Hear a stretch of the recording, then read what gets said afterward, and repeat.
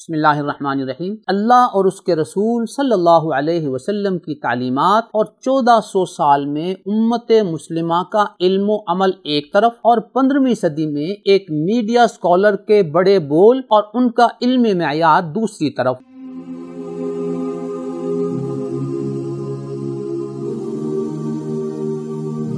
سورہ مائدہ کی آیت نمبر 3 میں ہے الیوم اکملت لکم دینکم واتممت علیکم نعمتی ورضیت لکم الاسلام دینا۔ آج میں نے تمہارے لیے تمہارا دین مکمل کر دیا اور تم پر اپنی نعمت پوری کر دی اور تمہارے لیے اسلام کو دین کے طور پر پسند کر لیا۔ نیز سورہ آل عمران کی آیت نمبر 19 میں ہے ان الدین عند اللہ الاسلام، بے شک دین تو اللہ کے ہاں اسلام ہی ہے۔ اسی سورت کی آیت نمبر 85 میں ہے وَمَن يَبْتَغِ غَيْرَ الْإِسْلَامِ دِينًا فَلَن يُقْبَلَ مِنْهُ وَهُوَ فِي الْآخِرَةِ مِنَ الْخَاسِرِينَ۔ جو کوئی شخص اسلام کے سوا کوئی اور دین اختیار کرنا چاہے تو اس سے وہ دین قبول نہیں کیا جائے گا اور آخرت میں وہ ان لوگوں میں شامل ہوگا جو سخت نقصان اٹھانے والے ہیں۔ اللہ کے نبی حضرت محمد صلی اللہ علیہ وسلم نے اپنی امت کو یہ کامل و مکمل دین بتایا، سکھایا اور سمجھایا۔ عرباض ابن ساریہ راوی ہیں کہ نبی اکرم صلی اللہ علیہ وسلم نے ارشاد فرمایا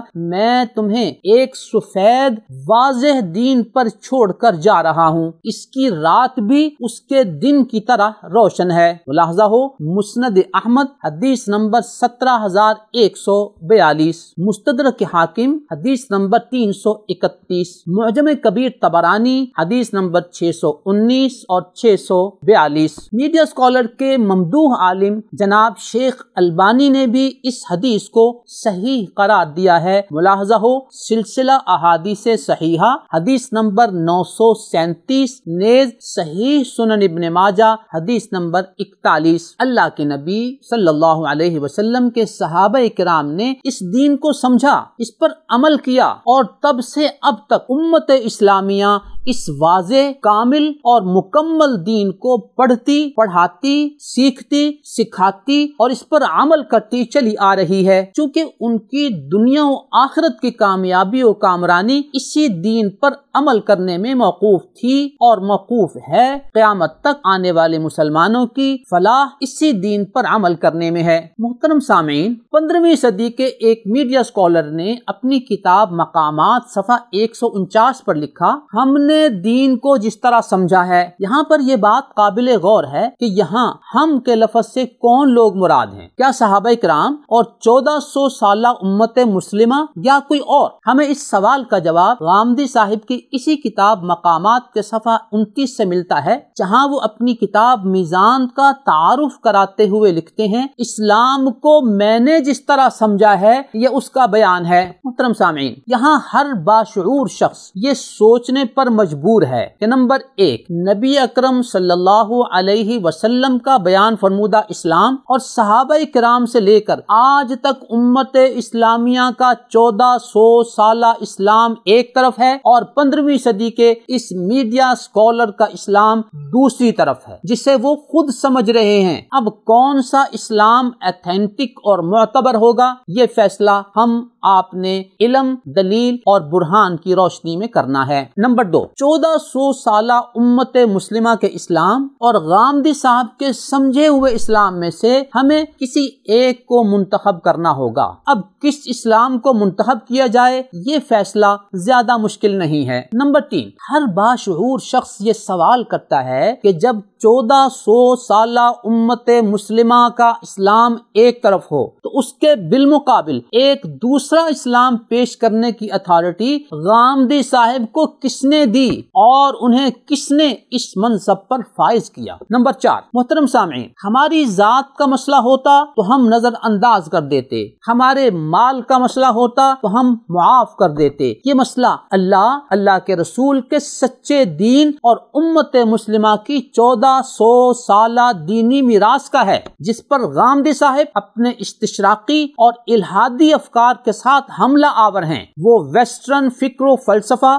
ویسٹرن ڈیمانڈز اور ویسٹرن مفادات کو اسلام کے نام سے لوگوں کے سامنے پیش کر رہے ہیں۔ نمبر 5، محترم سامعین، ایک طرف خیر القرون کے لوگوں کی بابت نبی اکرم صلی اللہ علیہ وسلم کی بشارت ہے کہ خیر الناس قرنی ثم الذین یلونہم ثم الذین یلونہم، صحیح بخاری حدیث نمبر 2652 اور حدیث نمبر 3651 نیز 6429۔ نیز خیر القرون کے بعد میں آنے والے ائمہ محدثین، ائمہ مفسرین، ائمہ فقہا، حضرات علماء، حضرات صلحاء، حضرات اولیاء کا علم و عمل ایک طرف ہے، اور ان کا ورع و تقوی اور ان کا اخلاص و للہیت ایک طرف ہے، اور ان سب کے بالمقابل اور دوسری طرف یہ 15ویں صدی کا ایک میڈیا اسکالر ہے جس کے علم کا یہ حال ہے کہ اسے قرآن کی ایک آیت، ایک حدیث اور عربی کی عبارت دیکھ کر بھی صحیح پڑھنی نہیں آتی، جس کے مختلف نمونے ہم دیگر نشستوں میں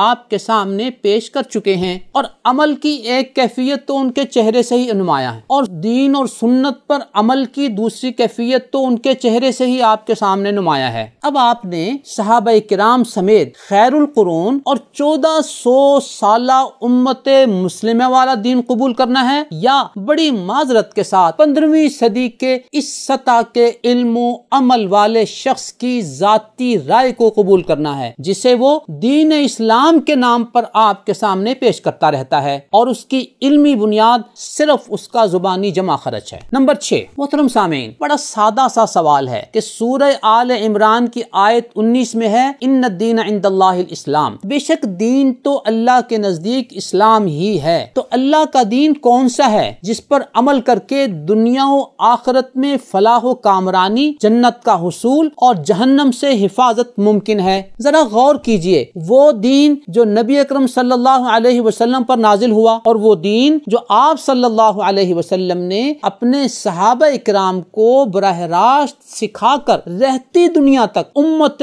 مسلمہ کو عطا فرمایا ہے، اس کے مد مقابل 15ویں صدی کے اس منکر حدیث میڈیا اسکالر کا زبانی جمع خرچ ہے۔ آپ کی دنیا و آخرت کی نجات کا ضامن کون سا دین ہے؟ یہ میڈیا اسکالر تو وہ شخص ہے جس کے نزدیک نبی اسلام حضرت محمد رسول اللہ صلی اللہ علیہ وسلم محض دین ابراہیمی کے راوی ہیں، جس کے نزدیک آپ کی احادیث سے کوئی عقیدہ اور عمل ثابت نہیں ہوتا، جو قدم قدم پر نبی اکرم صلی اللہ علیہ وسلم کی احادیث شریفہ کا انکار کرتا ہے، جس کے اکثر و بیشتر ویسٹرن الہادی افکار و نظریات کی سند اس کی اپنی ذات سے آگے نہیں چلتی۔ کیا اس کے ان خود ساختہ افکار پر چل کر آپ نبی اکرم صلی اللہ علیہ وسلم کی شفاعت، آپ کا جام کوثر اور اللہ کی جنت حاصل کر پائیں گے؟ معاملہ بڑا حساس ہے، معاملہ جنت یا جہنم کا ہے، ذاتی، نظریاتی اور گروہی وابستگیوں سے بالا تر ہو کر فیصلہ کیجیے گا۔ ہر شخص نے اپنی اپنی قبر میں جانا ہے۔ اللہ تعالیٰ صحیح فیصلہ کرنے کی توفیق عطا فرمائے، اور نبی اکرم صلی اللہ علیہ وسلم کے سکھائے ہوئے، آپ کے بتائے ہوئے دین اسلام پر عمل کرنے کی توفیق عطا فرمائے، جس پر 1400 سالہ امت مسلمہ عمل پیرا رہی، اور قیامت تک آنے والے مسلمان اس دین پر عمل پیرا رہیں گے۔